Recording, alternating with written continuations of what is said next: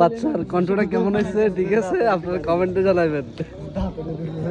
মন মাঝি খবর দা আমার তোরি যেন বেংবে না, আমার নৌকা যেন ডুবে না।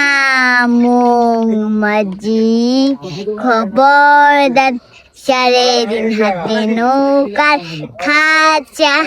মন মাঝি রে বেলা দুইবার জেলো রে, মন মাঝি খবর দা আমার তোরি যেন ভেঙবে না।